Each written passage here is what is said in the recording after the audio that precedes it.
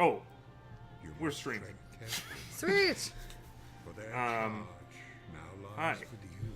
I'm Nathan Humble. We are Serious Play Deep Dive. Currently, we're watching an introduction to Sid Meier's Civilization 5.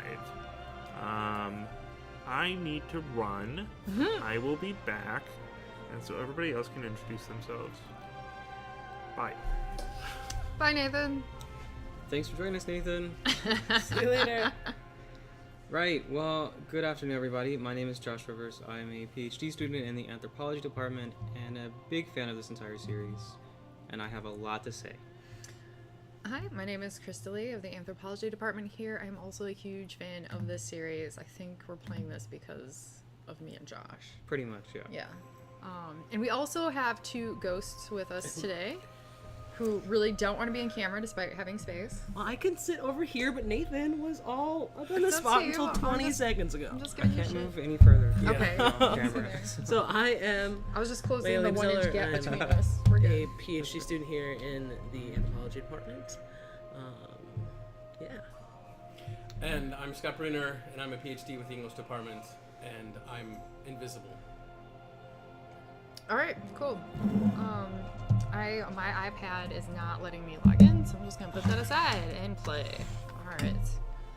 I think there's enough computers. Other people can I think we're good. be in chat. Indeed. All right. Da-da-da.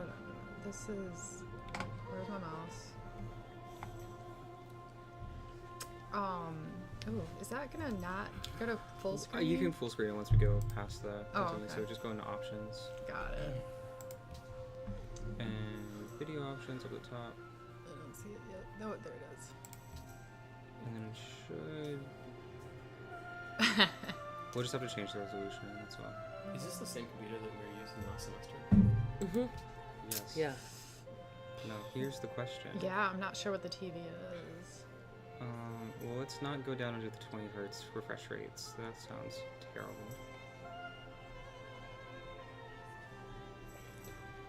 That. Oh. Oh well. Okay, well, let's try that one. The 59 hertz. Oh, wait. It Which one? doesn't really matter. Okay. Let's see what happens. And hope I don't break it. Nope, we broke it. No, there we go. But we broke it down here. Yeah, but now it's not. Yeah. Aww. Oh. No. It's not Oh. going back. Still broken. Oh no. Oh no. So, I I would say... So this is where we started at, right? Yeah. Okay. Just take off full screen and see if we can't get it Yeah, back it's- if it's not full screen.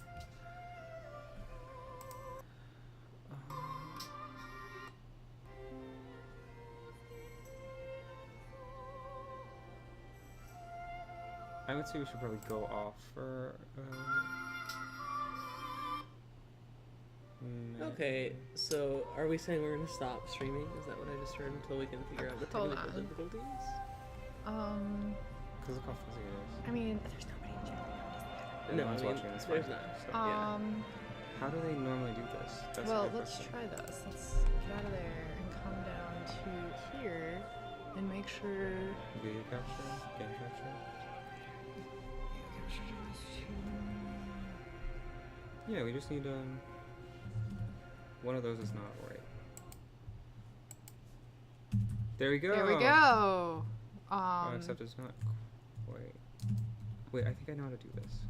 Go ahead. Nope.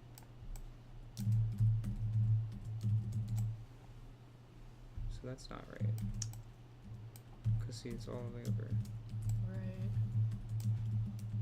Let's see if we do...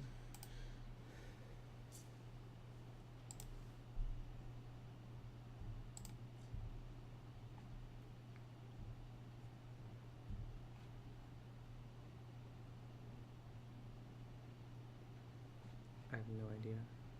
Should we just click around? Probably. I mean, otherwise, at this point, the question, it might be a question of resolution. Well, that didn't work. Oh, okay. Well, let's try this. Alright. If we... Oh, I see what you're saying. Yeah. Well, wait. Let's go into options.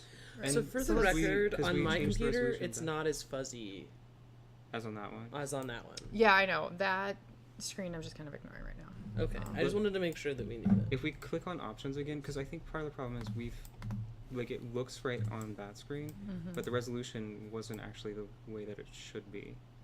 Because see how the civilization, like the gods part, is cut off? Right. Yeah, I was just trying to. I was thinking we should size this correctly for the screen first, and then play That with the makes sense, yeah. resolution. But this usually you can. Like pull it, yeah. Right, but it's not.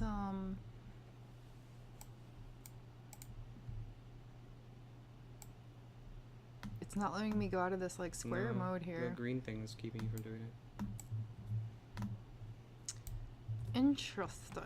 Okay, so now the mouse won't. Really? The mouse won't go down? No. What if we go down? No. Hold on. Is this the thing you changed before?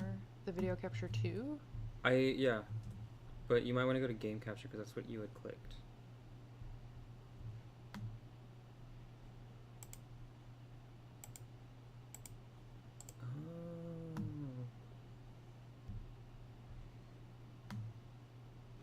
Okay, that is. Yeah, no, I think click on windowed projector, see if that does something. No, it doesn't do anything.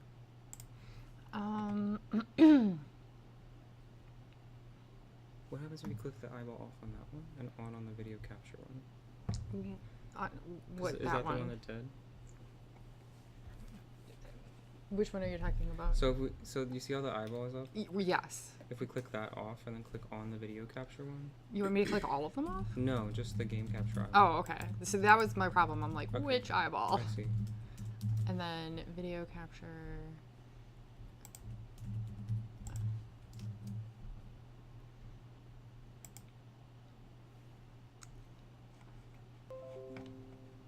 Well, media resource decoding area. Hold on. Stream is dead.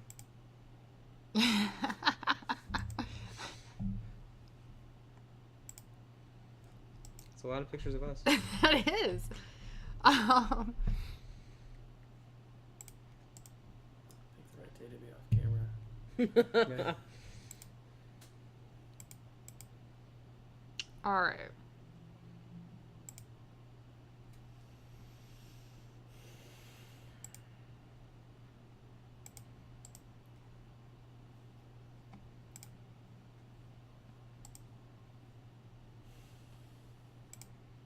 Oh, that was not.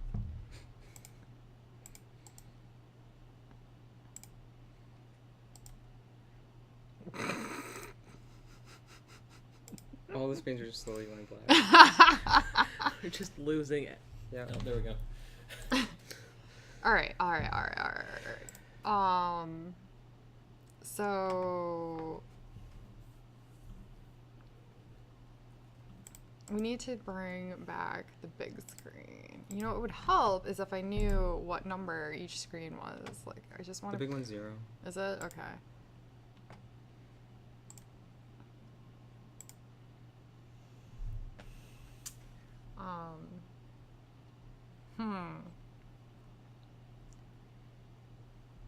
Do you know?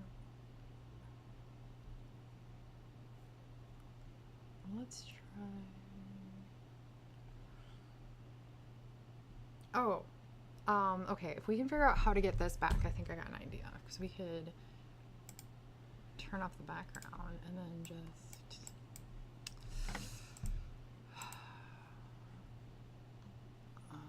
Because it's separate from the background. No, but then we could just. But the this problem over is that it. it's cut anyway. Like it. Oh, we can true. Leave it like Good that. point. The problem is that it's. Yeah, we need to get the screen back. I'm not gonna be able to this one. Hey, you wanna help us? What happened? We broke it. You left and it died. That's what happened. What broke? We tried to move it to full screen and everything just went chaotic. What to full screen? The game. So yeah, the game was coming up in this tiny little box. All right. So there you go. Nathan's back. Oh. Well, hey, why don't you take a look at this? Yep, I'll take a look at this. Okay, this is Japanese. What about that? That's Japanese. This whole thing's Japanese. Really? Yeah. That translated in Chinese on Google Translate. So I'm sure it did because they use the same characters.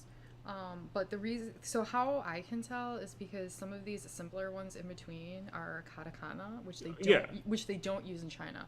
But just because they use all characters, like this, in Japanese means Japanese language. Uh-huh. And this is definitely all still Japanese. And it's been a long, I mean, I did take Japanese, but that was a long time ago. What about on the back? Sorry.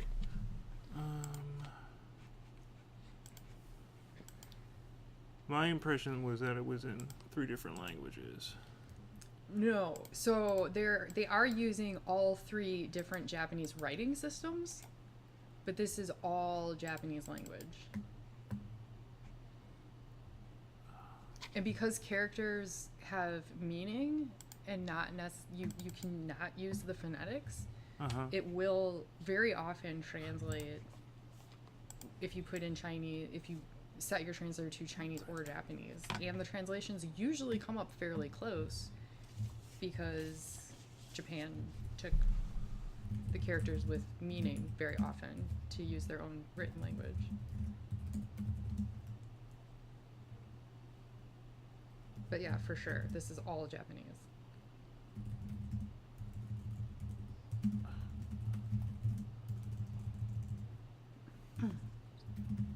Apparently this takes place in a Japanese language school. I can read a little bit.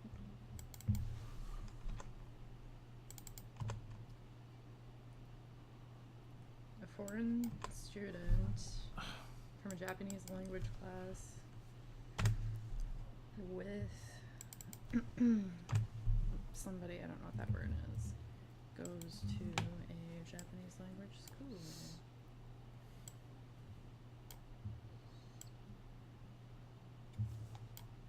Okay. Well, I don't know what happened over here, but you guys are going to have to monitor the chat on something else. So I have no that's idea fine. why that... It's cool. I've got the chat up, so. Yeah, this is good enough. We can deal with this. Okay. Alright. Yeah, I'm 100% sure. Because that's simple enough Japanese that I can remember that. This... This is all, that is, I promise you, it's Japanese. Just wondering why they have it in 3 different versions. This is... Here, somebody can play. Cool. Well, while we figure out the Japanese Yeah, thing, sorry, I'll go ahead and Josh start. will start. This is just saying different information. So this is an English translation of this. This is... So, for the sake of this game, we're going to go through the entire setup process because there are a lot of important choices that are made whenever you're choosing who to play and which civilization. Most importantly, and one of the things that's interesting about Civ is that they pick a particular leader for every civilization that you can imagine. So for Germany, we have Bismarck. I mean, there's obvious reasons why they picked him and not other German leaders. Though there was a big campaign actually for Angela Merkel to become the civilization leader for Germany. We have Catherine from Russia, and each of them comes with sort of different abilities and talents that speak to what their civilization was known for. My personal favorite is Gustavus Adolphus, because he's fun and he's from Sweden. Wait, the yellow. The yellow isn't Chinese. The red is Right, who do you guys want to play as? Actually, there's no That's choice. all Japanese. I don't know. We're gonna play as the I'm Dutch. saying, I know this is all Japanese. That's all I Japanese. know. Because of the This one special is characters out there. Japanese. This is all Japanese. And let's go. Hail, stalwart Prince William of Orange, liberator of the Netherlands and hero to the Dutch people. It was your courageous effort in the 1568 rebellion against Spanish dominion that led the Dutch to freedom and ultimately resulted in the 80 Years' War. Your undertaking allowed for the creation of one of Europe's first modern republics, the 7 United Provinces. You gave your life to the rebellion, falling at the hands of an assassin in 1584.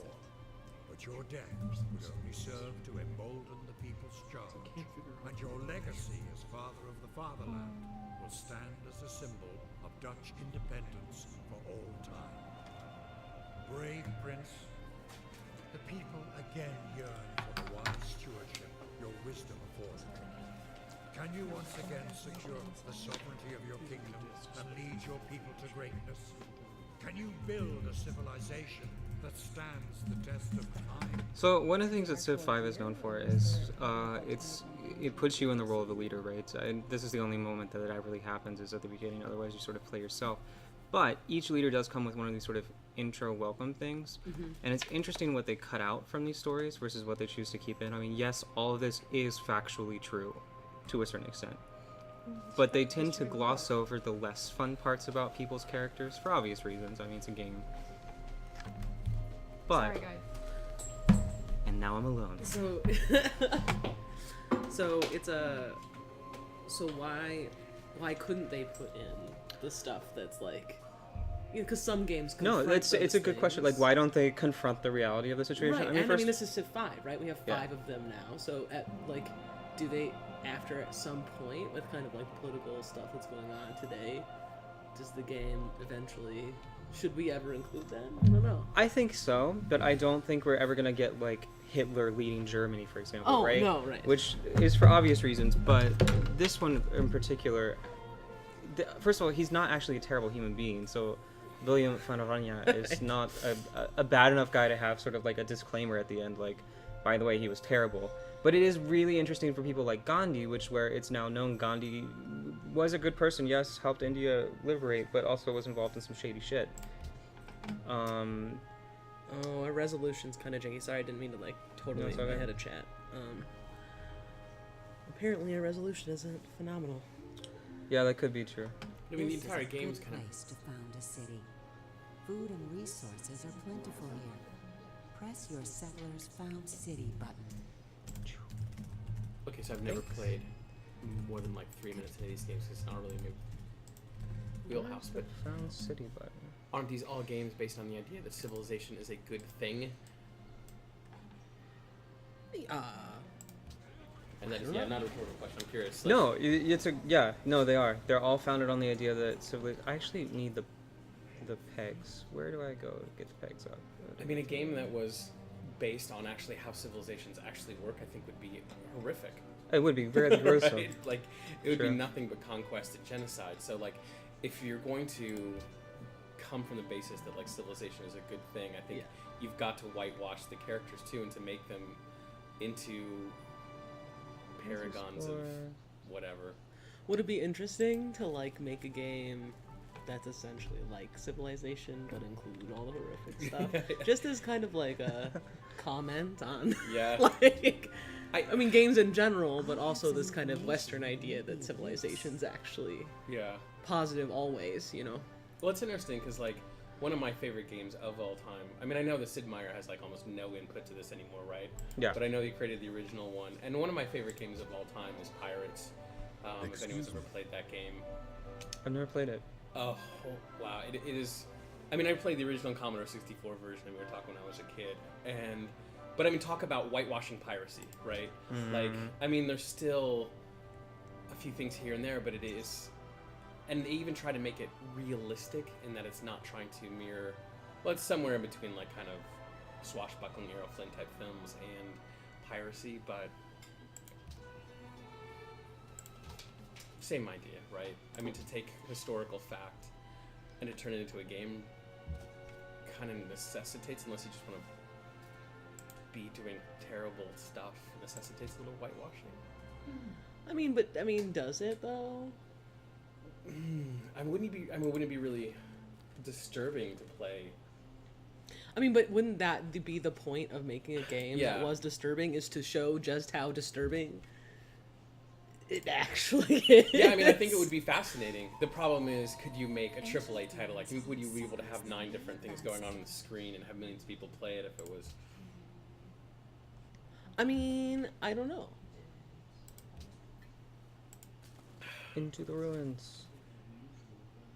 I mean, people play horror games. Like, we have horror games that are quite disturbing, Yeah. that don't necessarily have the same kind of social commentary, but are quite disturbing, Right. that are, like, multi-billionaire. How many ask you to take the role of the villain, though? A few. I'm not saying that they don't. I mean, not as many, of course. Yeah. Because games, I mean, like, City-states are small kind of the countries that are not rhetoric we have going on Right. around games and everything around games is kind of like, you are the hero, Mhm. you are the good guy, which cultural anthropologists talk about a lot. Like, everyone thinks they're the good guy. Right. Like, It's true. and so to have that shift, I think would just be a. So I mean, I say that because they do that in LARP, where you are the bad guy, Yeah, and you know you're the bad guy, and you're doing terrible things, and hundreds of thousands of people play. It's interesting you bring role-playing games into it, because, like, how many successful role-playing campaigns can you think of where characters are playing villains? Like, it's- Vampire the Masquerade, one of the biggest games in the whole world. Like, I'm not talking just nationally, I'm talking international community of gamers, and where most of them play the bad guys. Some of them play good guys in a bad world, Right. but lots of them play terrible, awful, horrible people on purpose.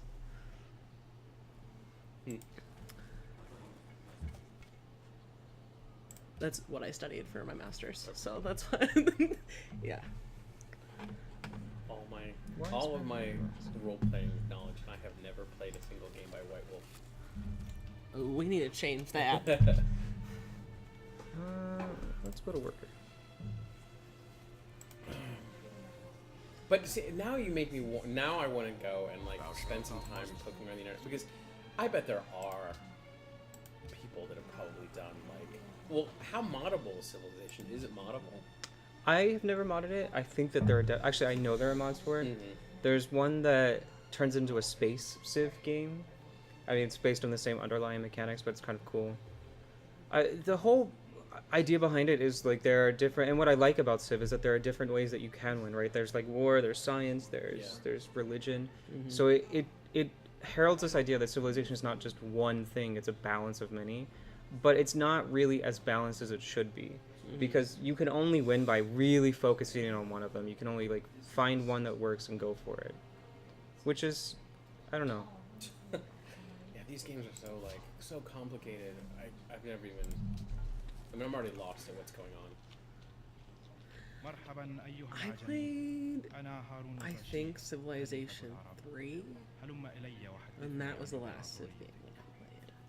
I think I would have to play the board game first before I could attempt this. Don't settle new cities near us. So what should we do? We're not going to public denounce him because that's not the Dutch way. Actually, Dutch way is friendship. Let's do friendship. Let's be friends.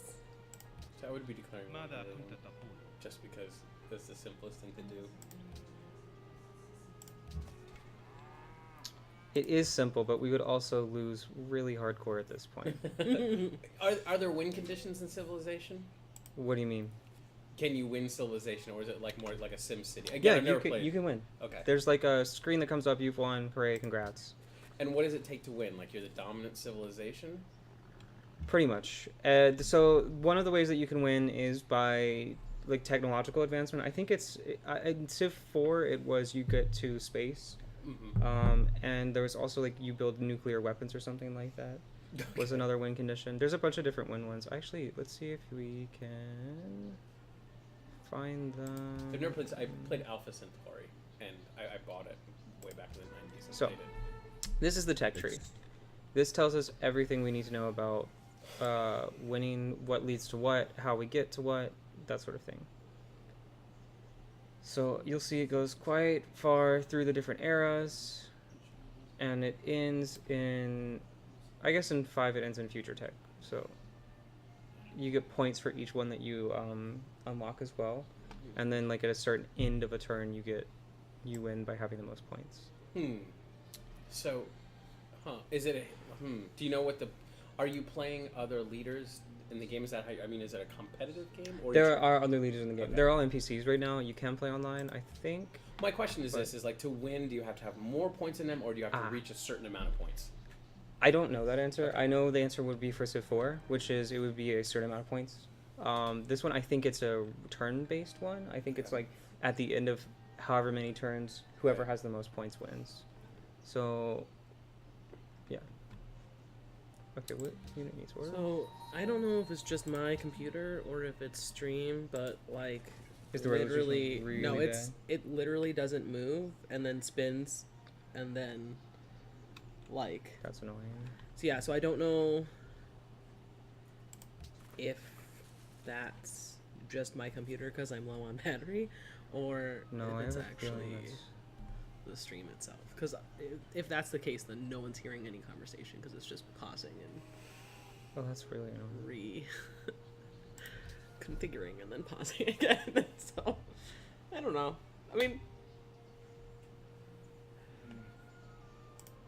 Well, I'm having a good time. yes. I mean, it's one of the best things about this is we all have a good time. Yes. The conversation's always phenomenal.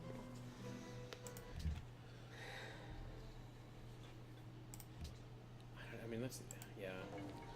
So why do you like Here is something Civilization so that much? may be helpful. I like it because it's really calm. It's an easy game to play. I love the like unbeknownst commentary on different leadership styles and on different like world leaders.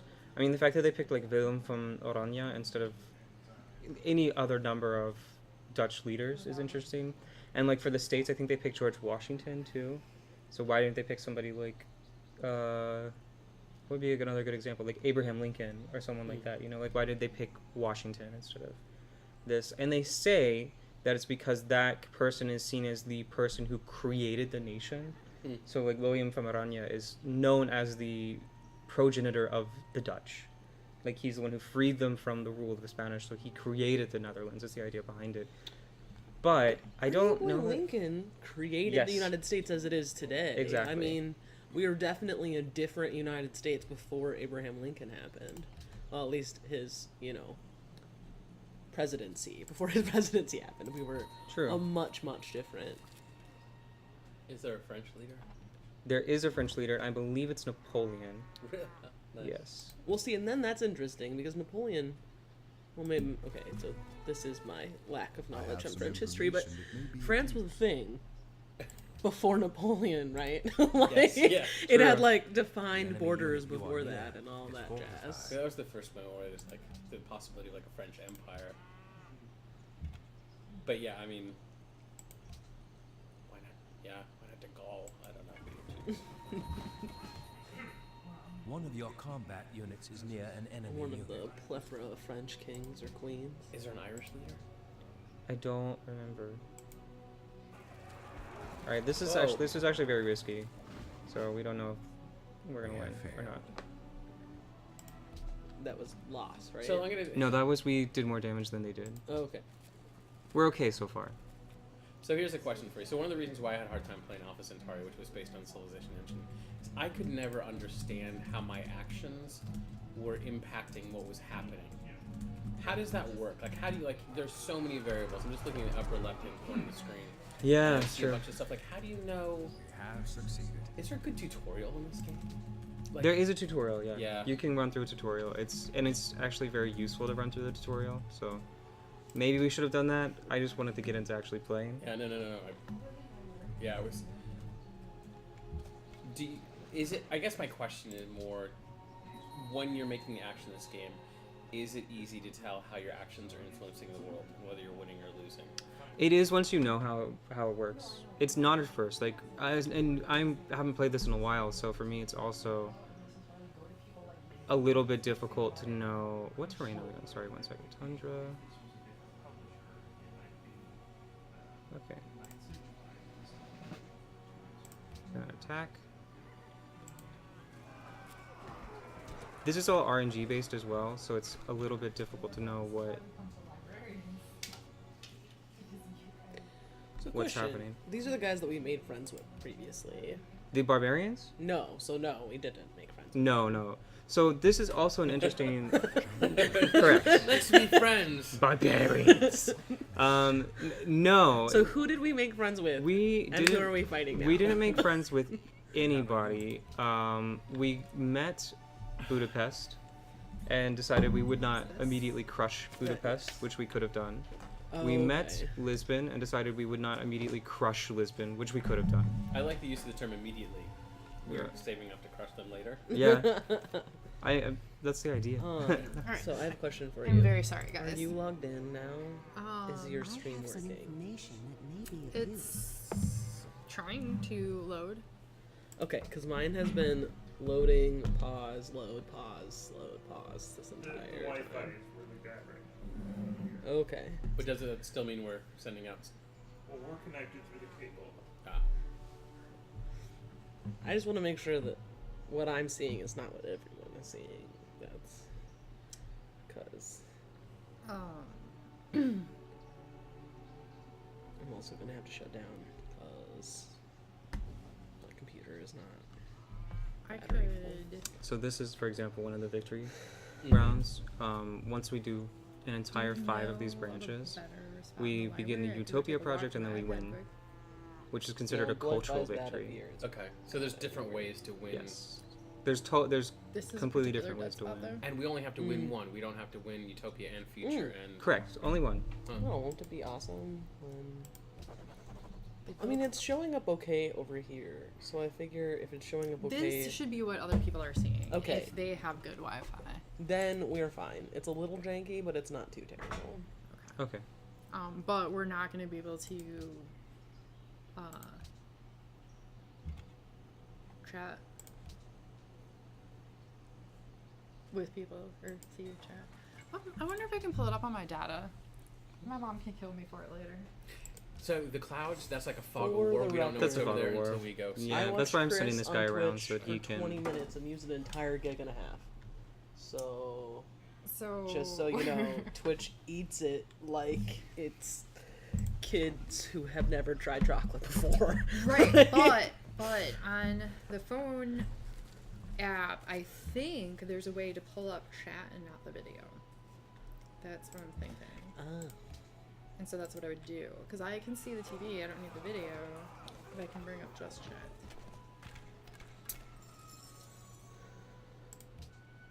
What does it mean they're villainous barbarians?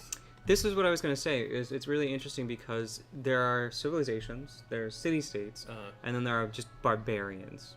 And the whole concept is very like Greek in its origin. Sorry. Sorry. That whole concept is really like Greek in its origin, right? So that the barbarians aren't even people; they're just villains to be dispatched with. That's crazy. Which is an interesting way to go about it, because what does that really mean? Are they indigenous? Yeah, exactly. Like, that's really the problematic, question. right? Yeah. The idea that you have to clear out Well, an area that was Greece. of the uncivilized. Yep. That was it in 705 Malaby's class that we were talking about the history of barbarian, the word? Yeah. Do you remember what Jill said? It came from Babel. So Yes, it she came was from- saying yes. that the term there were 2 different viewpoints in that meeting, so I Yes. don't know which one's more correct, but I mean, I would say the ancient Greek scholar Scholar might know what probably she's talking knows about. So you can tell the story while I keep on clicking through. Yeah, here. so barbarian comes from the Greek word for Babel, which is like, I can't understand you, your language is Babel, therefore you are not civilized and a barbarian.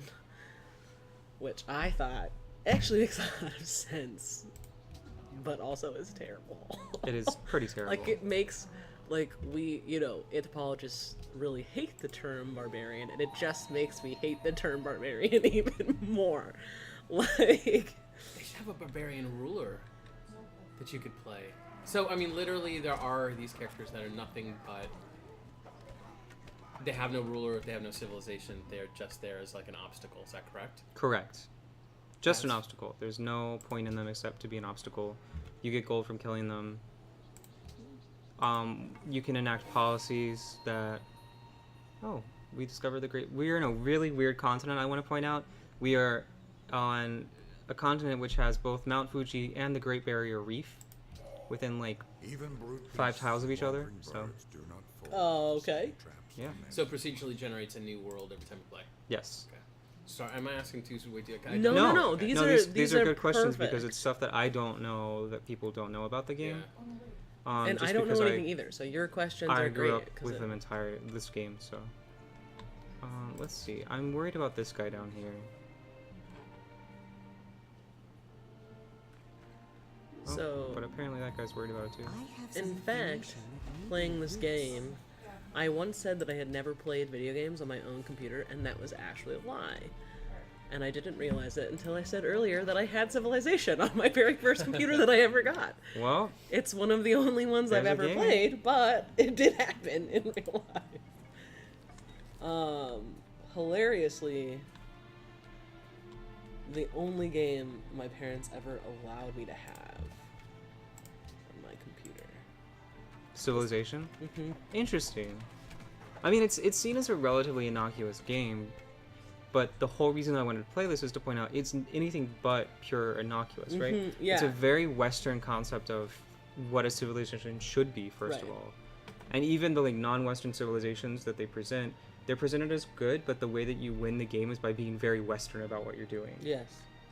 And so the whole point of them buying me this game, I think it was for Christmas or birthday or something, was because at that point I was still going for creative writing. This was back when I was like 11, 12, 13. And that is what I was going to do with my life. And I loved, even back then, loved building worlds. That was like what I liked to do. And so I assume that my parents were like, well, that's exactly what this game does. Is it you build a world, like, or you build civilization anyway. Oh, the unit's promoted. Let's go back down here. I'm sure people have written a lot on this game too. Right? I mean, it's such a big game. Yeah, there's definitely stuff written on this game.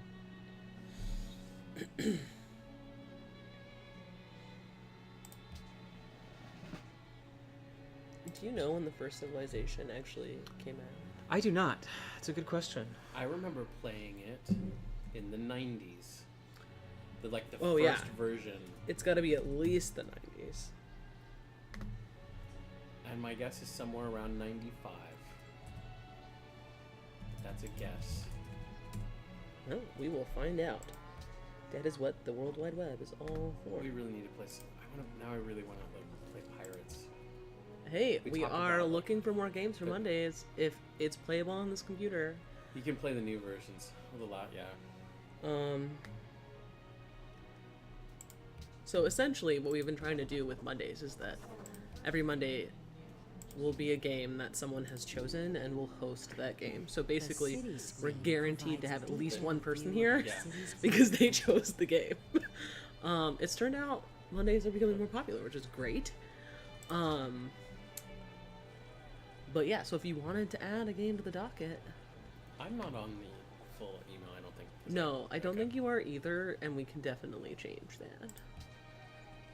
Because we have Google Docs for the schedules and stuff. Gotcha. So...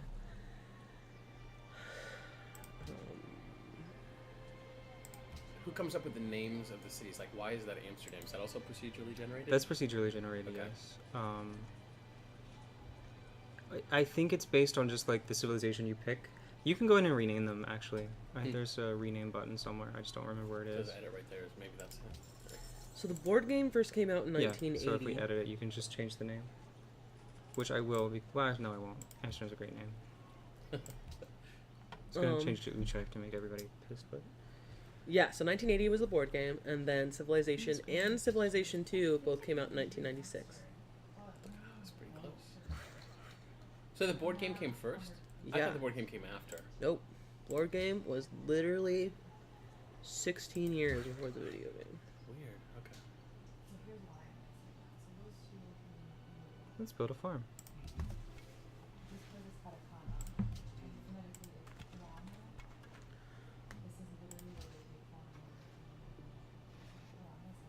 This game's a giant time sink too, right? Like Huge time sink. Huge time sink. I used to play this game when I was traveling back and forth between cities, and I would get in the train, and it was a 3.5 hour train trip, and start this game, and I would just lose myself to the game entirely.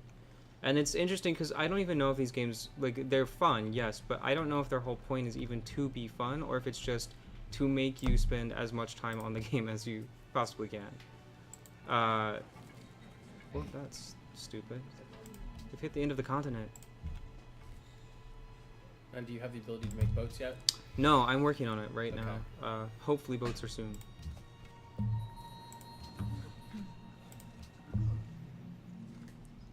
Those people farming?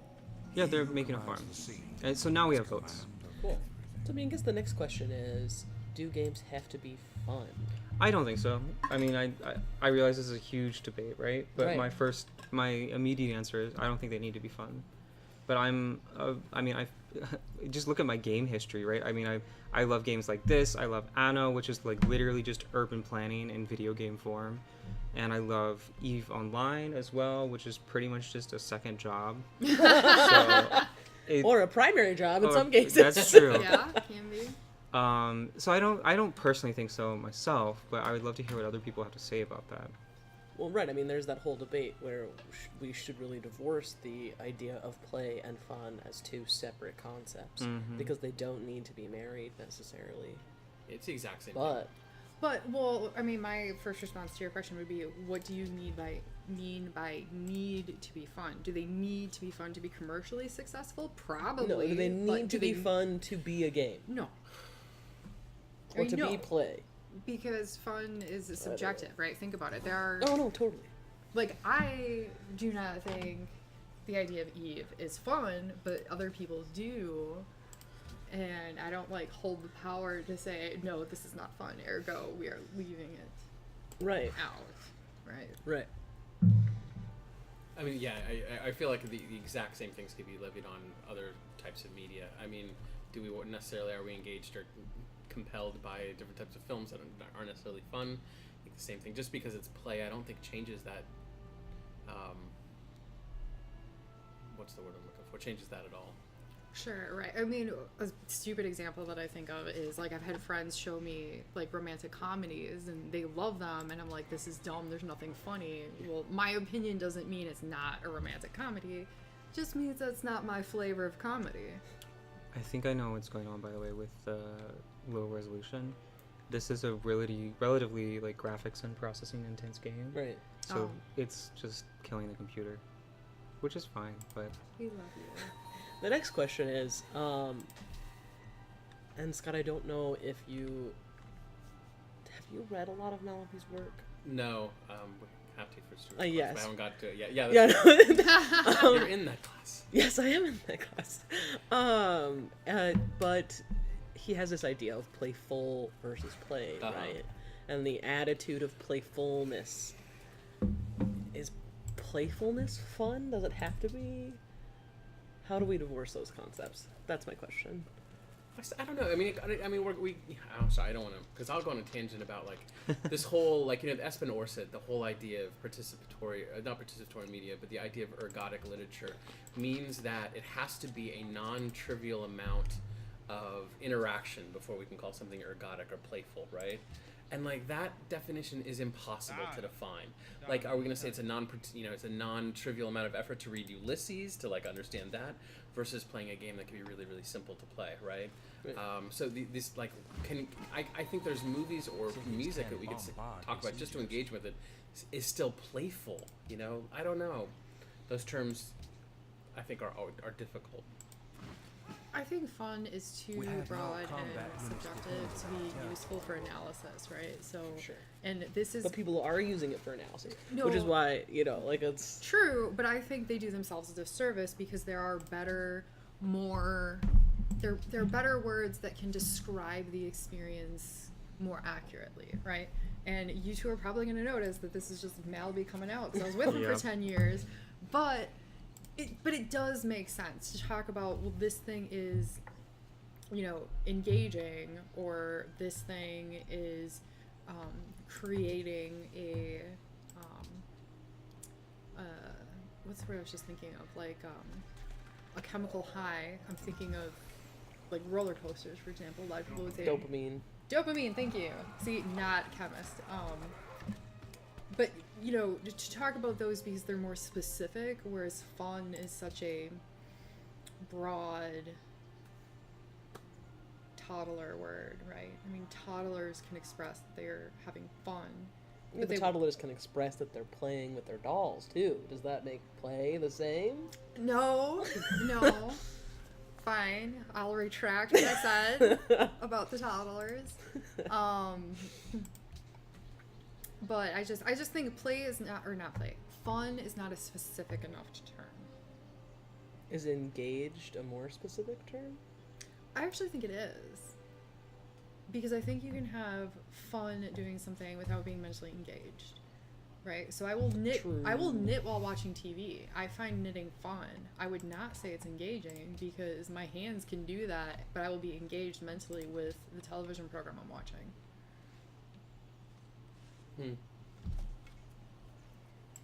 But the learning of knitting is engaging. Yes. Okay. And that's just my experience of knitting. That doesn't mean that it's the same for other people. Other people might find it engaging. And that could also change by the thing you are knitting, right? If you're knitting some very complicated, pattern design into a blanket or something. Anime costume, right? That might be a lot more engaging.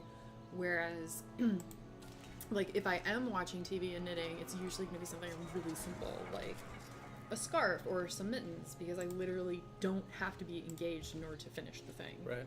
And now I'm coming back to like the idea of ergodic and like what constitutes a participatory media. Right. Can I pause you for 1 second? Yeah. I don't know that word ergodic. It means. It means interactive. Okay. So it was coined by Espen Arte, who wrote Cybertext, which was like the first text on, and because it was the first text, of course, everyone kind of takes spot shots at it all the time. Okay. But that idea that for something to be ergodic or something to be interactive, it has to require a non-trivial amount of participation, right? Mm-hmm. Which is interesting because you're bringing up the knitting, and I'm thinking, despite the fact that you have to do something, it would not fall into that because then it's not a trivial amount of effort. Like, is it then a trivial amount of effort when you're doing something that requires no mental engagement at all? But of course it's not. Okay, first of all, I'm sorry. I want to apologize for cutting you off, but I wanted to understand what you were saying. Yeah. Like, I needed that word. Okay. Maybe that's a good example. Maybe it's a bad example with the knitting because, of course, there's not zero mental engagement because some part of my brain, even if it's not conscious, is telling my fingers what to do, and I'm finishing this thing, right? But it doesn't have the level of participation as like what Josh is doing playing Civ right now, right? I could not knit and play Civ at the same time. Right. And to be fair, yeah, that totally makes sense. It's just interesting to me, like trying to define what we consider levels of engagement that are not trivial, or that somehow create different experiences based on the level of engagement, whether it's mental or not. Because Orsa was trying to make definitions, but he was trying to make a delineation between a book and a cybertext, which would be like a computer game or interactive fiction, And I still think that those delineations are problematic. I would agree. And I don't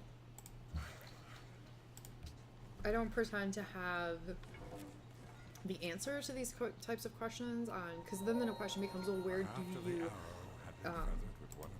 delineate? Because there is something different between a book and a game, but where it goes is like, well, I don't know if there is. And maybe there's not. Or maybe we just haven't figured out, right? Because we instinctually know that there's something different between a book and a game. But as anthropologists point out quite often, instinct doesn't always denote actual difference. Like, there are some people that would say that there's an instinct that I, as a white person, am indifferent from the black person sitting next to me because of his skin color. Mm-hmm. When scientifically, actually, there's no difference between me and that other person. Actually, that's a really good point, because there are, and I'm sure Josh could probably come up with an example of this too, because you fluently speak another language besides English, right? Mm-hmm. All right. So what I noticed living in Asia, and it didn't happen a lot, but every once in a while there'd be something that in English, these two things would be categorically different, but in Chinese they're not, right? And so one of them was mouse and rat. Two different words. In Chinese, they're not, as the broad category, right? There's a broad category of shu, and that is mouse or rat. Now you can distinguish between various species within this, but shu as a word, if we had a mouse here and a rat, and assuming not a bio major who can tell species apart, it's the same word for both things. But an English speaker is never going to look at those two things and say one word, because we have mouse and rat. So question, would mouse, rat, and hamster fall under that same word? So we would say rodent, right? Like, for a broad category. So... Yeah, no, it's not rodent. Okay. So shu doesn't translate as rodent. I have no idea what the word hamster is, because I never came across a hamster while I was here. But no, because, and I don't remember the word for rodent right now, but I remember, because mice, rats, and bunnies, for some reason, were three things that I ran into sometimes in night markets that would be like in cages for sale. And I can't remember what the word was. We have money to spend. But there was a different word yeah. for those things, Yeah. and the same word for mouse and rat. Mm-hmm. Yeah. But I mean, yeah, different groups categorize things differently. I mean, just our very basis of, like, most of our discipline of play, there are cultures that don't distinguish between work and play. Right. Where we definitely distinguish between work and Right, but actually what I was trying to point out is, like, so the culture we're raised in creates those instinctual ideas of, oh, well, we instinctually think this is different than that, but that's only because we were raised in this culture that has those categories. Yeah. Speaking of culture, that's actually something I wanted to talk about with this game, is that it pretends that civilization is free of culture. So let's go into the tech tree. Actually, no, that's a bad choice. Where's my cultural tree? I think it's in here. Nope. So Sid Meier, then, he didn't write the underlying ideas of civilization. He just translated it to a computer game. If it started on a board game. Yeah. Or did he write the board game? I don't know if he wrote the board game. Hold on, I have Wikipedia up here. Sorry, I know. No, well, you look that up, though. We can talk about this. I mean, one of the ways that you win this is considered a cultural victory, right? And let's just look at the different things that are on this social policy screen that lead to a cultural victory. We have tradition, which is very Burkean, liberty, honor, piety, patronage, order, autocracy, freedom, rationalism, and commerce. Very Greek. It is extremely so Greek the way this like, works, even right? just the words chosen are so Greek. And so, for example, you have autocracy, and it does give you a lot of benefits. I will say, though, that I've never played a game where I've successfully won being an autocrat. There's just because it clashes with literally everything else on this policy screen, except, I mean, you can kind of play like an order, autocrat, honor system. But the way to win Utopia is generally through, like, freedom, honor, liberty, rationalism. Those give you the boost you need in order to actually get to what is considered a cultural victory. So I just always think it's so interesting looking at this game, how it pretends to be sort of outside of civilizations, right? And, like, you can play any civilization that existed on the world, except it's based in such a Greek, even, view of what society in and Asia? culture should be. Yeah. Well, you can play as China, but can you play a Chinese system? That's what I'm saying. It's like, do you think that, like, yeah, you can play as China, but is it still so Greek as to make it, I think not really a replication of? that's a good question, and I don't have a solid answer for you because I've never actually tried. That's totally fine. Especially not in this version, but I think the fact that we're using these Grecian ideals or value systems to create what the winning parameters are for Civilization means haven't they won the meta game of Civilization? Oh yeah. So we're reading metagame right now in Stuart's class, and yeah. I mean, so this is like, this is an example of what I'll tell students sometimes is encoding morality, right? Because it's not coming from the West. This is not just based on a Greek system. This is clearly saying that this is the best system. This is the way you win because these are the important ideals and these are the things that lead to success in the long term. Real quick, going back to the game. So I'm finding a reference to the very first Civilization being released as a video game in '91, and I'm not seeing board games until after. Okay, that's what I thought. So I found a wiki earlier that had the board game coming in 1980. I wanted to comment on the comment that you made about the Civilization thing. That was like, this is literally like what would happen if you take a game based on like the textbooks of my youth, like how Civilization was great, and you know, like the whitewashing of history. I feel like our textbooks have evolved, but this game goes back to those extremely optimistic viewpoints on history and our leaders. Very much so, yeah. This reminds me of the textbooks when I was a kid.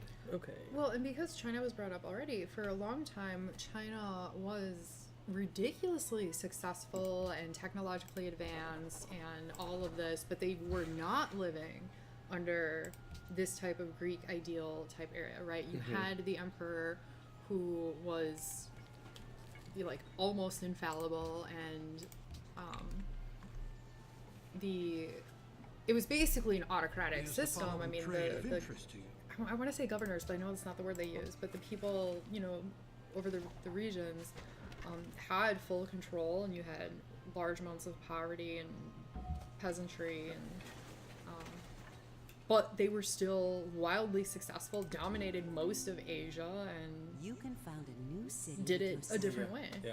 Move your settler to a fertile Okay, so I am still seeing. So this is the wiki yeah, let that me I'm see what looking you're at. saying. So I'm seeing that there was a British designer who made a board game in 1980. It was replicated here in the United States in 1981. But you never function in this game as if you have a government, right? Like, there's no democracy. You No. are going to decide. I so it's am the technically ruler. always, Yep. Which is interesting. Yeah, true. It'd be funny Well, if people could okay, vote so on your prior next action, Civilization you know? named games was the digital game based off of? I mean, that's why I assume that it's here, is that because it's in the development section, which is like prior to actually making Civilization Where's named that games. Stupid mountain at? These could were be it's overthrown. $4. That's true. That's how I'm reading it. I could be totally wrong. All right, so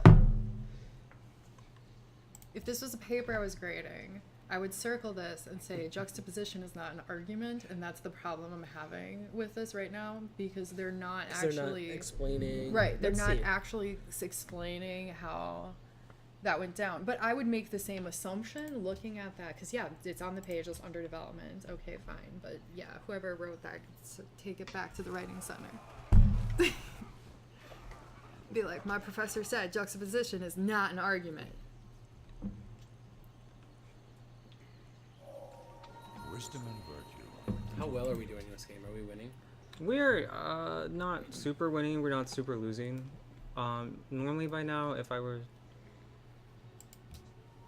playing, I would be much more advanced. But it's been a long time since I played Civ. So because the other thing about this game is it's very strategic. So there are clearly defined routes to like manipulate the AI to win the game. And I've forgotten what those routes are, which is not a bad thing because it means we actually get a more fun experience, I think, because it's more entertaining. But it does mean that we're not super winning. Right. Now the way to lose, to not reach the victory point total, is if like another culture overwhelmed us. Yes. Or okay. Your settler is alone outside your borders and could be captured.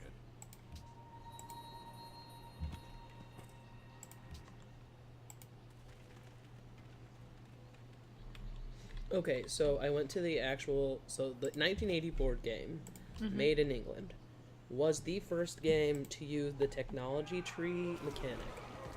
Okay, so Which he seems definitely right. So there was definitely a lineage Got it. between these things, at least mechanically. Okay. And it was called Civilization in 1981, but then that name has since been bought by several other companies.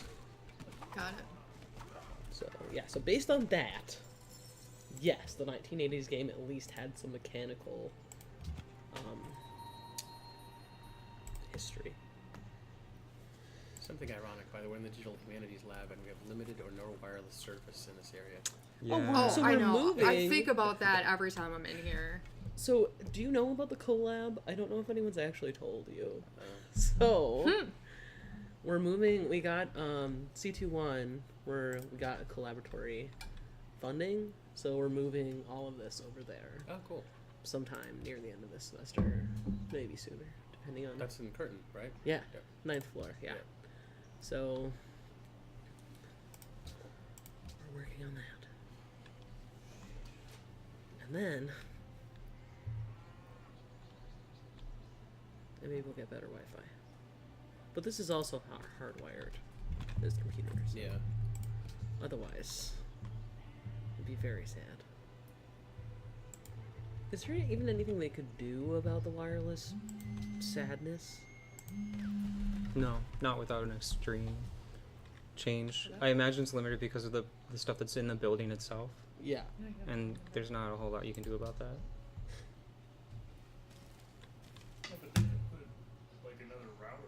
That's true, but I imagine the wiring is difficult. Without making it look really ugly, that would be the struggle. You just give it its own room. You make a closet, and then you give it its own room. That's what my dad did in the house. He just gave it a closet and called it a day. And you said there is a multiplayer version, so technically you and I could be playing at the same time. Yes. It'd still be turn-based, which is Yeah, actually really, but- really frustrating. I've tried playing this with people before, and I'm not. Not Patient enough for fun. them to, like, Why come not? on. It's how do I put this? It's just like frustrating to wait for the other person to make the moves, because the AI does it so quickly that you get used to this pattern of like you have all the time in the world to decide, and then the AI makes its choices like within 0.3 seconds. So Do you like chess? I actually don't like chess, but it's mostly because I'm really bad at chess. Really? Hmm. So I wanted to go back and because I wasn't exactly sure what the definition of ergodic was. I know the theory more than I knew the definition. So interesting is it comes from Greek, because today's theme is Greek. Day. Where's Where's Thomas on Greek Day? It comes from the Greek word ergon, meaning work, and hodos, meaning path. So the idea is that you have to do work to open up the path. You now Interesting. have a ranged unit.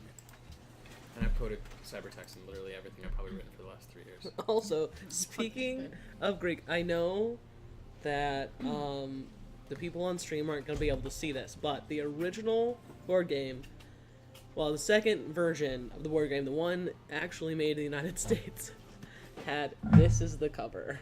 Oh wow! Which is literally the most Greek thing of Greekness. Wow. Was this like is that Cleopatra on there as well? So like the one It's not totally Greek is actually awesome. Cleopatra, who is super Greek. Super Greek. Okay. Yeah. Well, that's great. Although that looks like a Roman platoon, am I wrong? With all the red. Yeah, So that's it's a got Roman Greek platoon. Greek, Roman, Cleopatra. Yeah. I mean, So- doesn't get more Greek than that. Right, and even if you do say like, okay, Greek-ish or around Greek, right? It's basically saying Westerners have civilization. Yeah. Oh yeah, 100% white people. This is Yeah. white people. Civilization equals white people. Yeah, this is not hidden problematic game. This is literally like... Yep. But is it, I don't know, it comes into that thing of like, wouldn't it be great to believe this was true? And It would be so great to.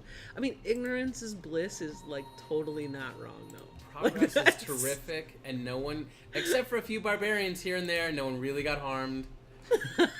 Except for a few less civilized cultures, and they deserved it. I mean, that's and the soldiers that died fighting them of our own country, those guys, it's for honor. They died in battle. It's okay. Only 4 or 5 Their of them. souls have been, Have gone to Klingon heaven yeah, because they died for honor in battle. yeah.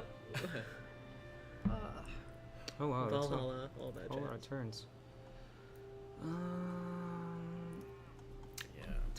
There's some way that we can polder, but I forget how to do that. So what? The Dutch are known for poldering, which is an interesting term, not only because of what it means, but also because of how it's used modernly. To polder is to essentially take the sea back to make it into land. And so the ability of the Netherlands in this game is to turn all of these sea tiles into land tiles and build on them. That's why I'm building near the sea and not inland. It's also why I really want to get up to the Great Barrier Reef and take it over before Mecca does. What was I saying? So, but polder is also a Dutch concept that is like to give a little in order to get something back. So, for example, whenever you ever have an interaction with the police in the Netherlands, especially if you're at an outdoor rave, they'll come and try to shut you down, and you will polder with the police, saying essentially, we'll shut it down, we promise, we won't go all night, what about just like one more hour. And usually you go through this like diplomatic debate with the authority figure, and they'll be like, no, we want you to shut it down right now. No, we'll shut down in like 2 hours, man. I mean, look at how gezellig it is, which is like a term meaning the happy feeling of being community, so kind of collective effervescence a little bit. And then they'll come to this agreement and eventually end up with like, okay, we have an hour left to shut this down, but it's going to be a really wild hour because we also poldered with the police, so we can do whatever we want. Yeah. Nice. But So you don't. someday, maybe off stream, you can tell us about these outdoor raves you were going to. I have no comment on that matter. Josh is an upstanding citizen who has never in his life done Wait, anything excuse illegal. Are you implying Going to raves that is not- not upright upstanding. citizens don't enjoy raves? I am exactly saying that. Because I've been to a couple of raves in Milwaukee and have no problem saying that. Well, you know, you're not an upstanding citizen. So. Yes, I am! But by point of fact that you have been to the raves, you are no longer an upstanding citizen. Why aren't you working? No, I am, for the record, there's in so much sarcasm. I think the laughter is being picked up by the mic. I think we're good. Yeah, but you know, you always True. want to be, clear about where you actually stand on things. That's fair.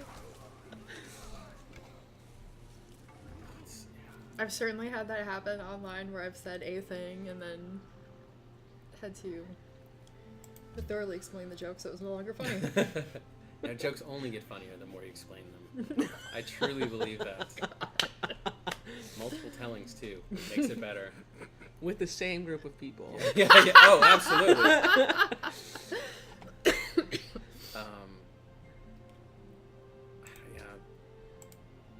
Now I'm starting to think of like taking Alberto's class on colonizer and colonized and thinking about how that. I'm thinking about the barbarians, but there's no way to colonize anybody in this game, really. You really just have to defeat them and exterminate them. You can colonize city-states. So Budapest, for example, we could march in there and colonize them. Actually, it's called colonize. It really is? Yeah. I think. It And might it's- not be in this version, but in yeah. Civ 4 it was called colonizing. Wow. Which had so many problematic implications. Well, I mean, is it any less problematic than this, like, exterminating all the brutes that you have to do with the No, barbarians? I agree you know? that they're all problematic, but Yeah. like look at the towns that are able to be colonized. So the ones that are not able to be colonized are Washington, which is America, Mecca, which is a giant culture in and of itself. But the ones we can colonize Cape Town, we can colonize Valletta, we can colonize Lisbon, Budapest. So all of those Eastern African cultures, they are easily colonized, and that's what they're there for. Right. And that's so problematic in so many ways. Yeah.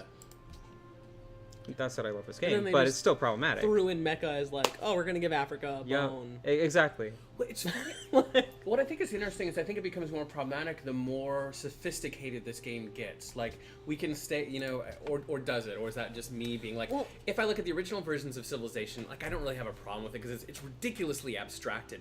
But here we're getting into the such little specific things that you can do. For poldering is such a specific thing that now it almost becomes more bizarre that there's still these holdovers. And that is like comes back to my like original point when we started this conversation was, does the creator of Civilization have a duty to start to throw in some of these like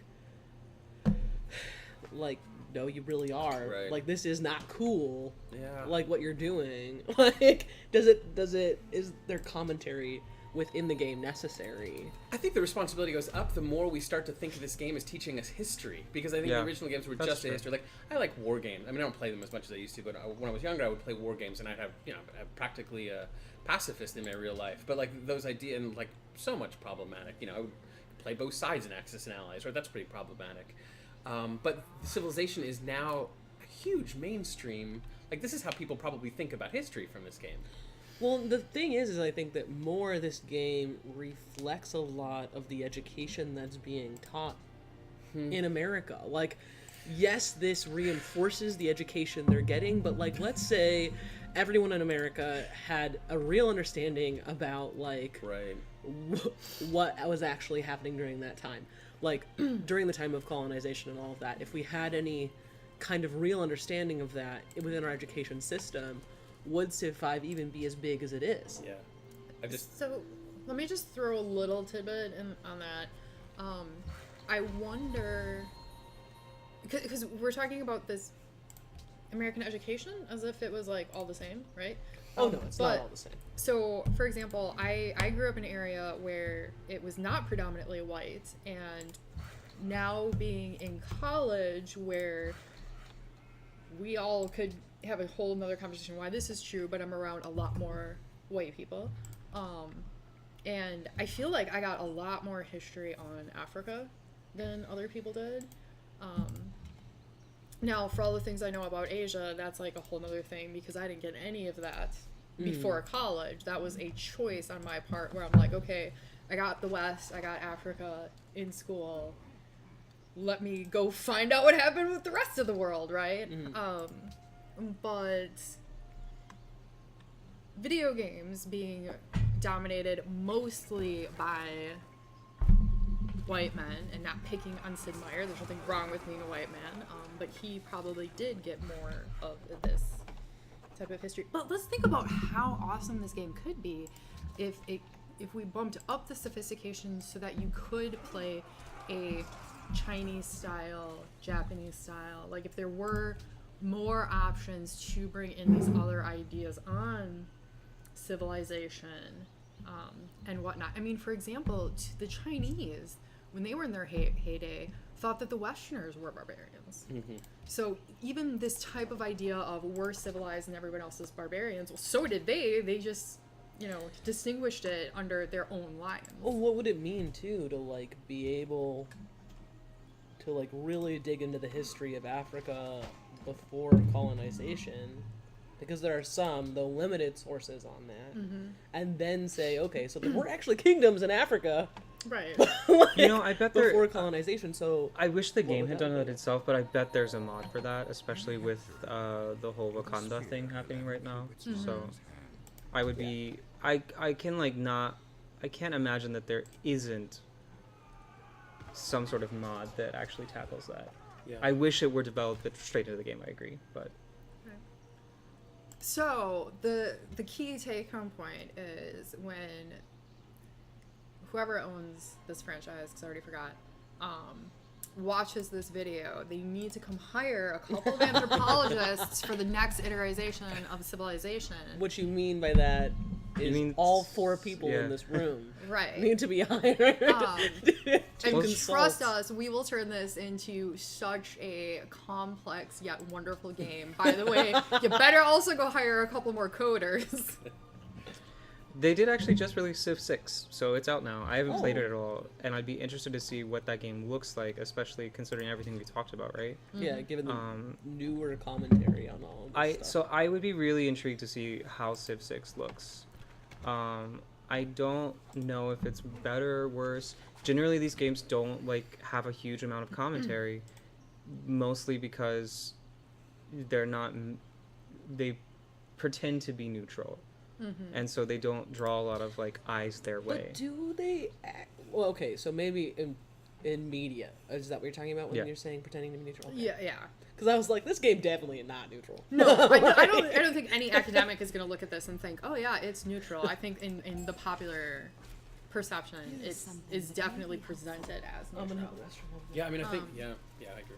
So I don't think I would want to I do am. 2 Civs back to back, but I would be more than happy to buy Civ 6 and put it on the schedule for a little bit down the road, and then we could Yeah. have a comparison chat. Well, yeah, but if Civ 5 is causing so much video streaming, Civ 6 will actually destroy this computer. I mean, maybe I'll just bring Yeah, your Yeah. PC. my PC in for it then. Where the heck is that stupid Great Barrier Reef? I know there's a Great Barrier Reef around here somewhere. Because it's right next to Mount Fuji, which is right there. Now, because it's turn-based, you make all of your decisions, and then you click that thing that says next turn, and then everyone implements your orders. Is that right? They'd usually implement it like sort of during my turn, as it were. And what happens when I click next turn is it does all the processing for like Mecca, DC, Lisbon, all of them. it's so weird that it's just on one continent. There are more continents. We just haven't unlocked the technology to go explore other Oh, I continents see. yet. Okay. We're working on it.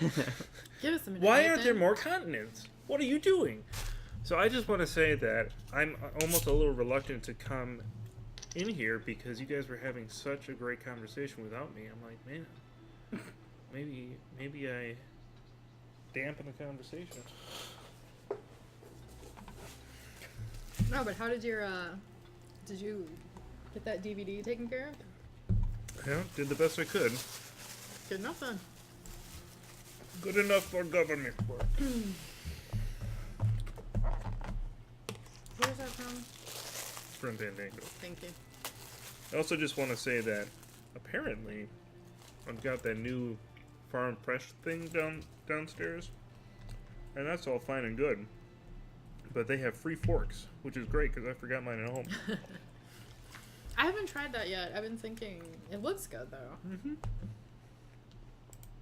Wait, they have one downstairs in the library now? Mm-hmm. Yep. Oh, that's new. They had one in the gym and one in the union. Those were the only 2 I knew about. So while you're doing this, are the civilizations in other countries also taking turns and Mm-hmm. okay. So they're growing just as much as I am. So you can see here, he's like his borders are expanding. Mm-hmm. I'm actually gonna have to buy some tiles to make sure that he doesn't buy all the space next to me. Does every civilization start on the same continent and move out, or are there other continents with other civilizations growing in parallel that we don't know about? Also,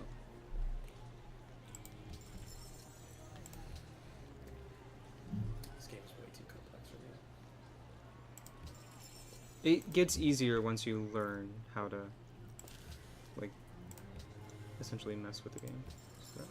This is one of those games where I'll start and maybe have some fun, but then realize like I don't have time for this. It is a super time-consuming game, yes. So what I tend to do when I play games like this, and I've played not all, but I think most of the previous Civs, is I tend to start, I'll get to a certain point, and it depends on the game, and then I realize that, oh, I really want to make these other decisions. So then I stop, restart, and so I have this cycle of playing like the first half of these games multiple times as I keep restarting. But I actually find complex games like this that are turn-based. They can be very relaxing, I think, or Yeah, like the only time I ever feel I get to a point where I'm like, oh my god, this game is too complex, it's not relaxing, is when they're not turn-based, because then I feel like I've got to hold everything in my head and keep current. He who destroys. So now we can build embassies in other cities. I trust you are a friend to let's liberty. Trade. I'm listening. That's not how Washington sounds. No. excuse me. Is the following trade of interest to you? All right. Leia, I literally just got the message on Facebook, hey Nathan, when are we starting today? Huh.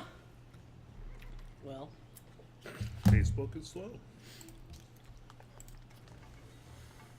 I'm sometimes amused by the lead time on messages. Yeah.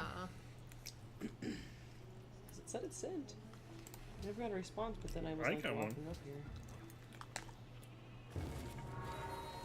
Well, I have it set to wait for Wi-Fi. So what was probably happening I have is some my phone wasn't information connected, that may right? be of use.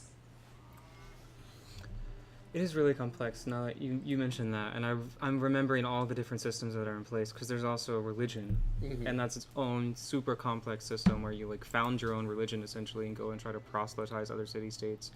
And one way to win is by converting everyone to your religion.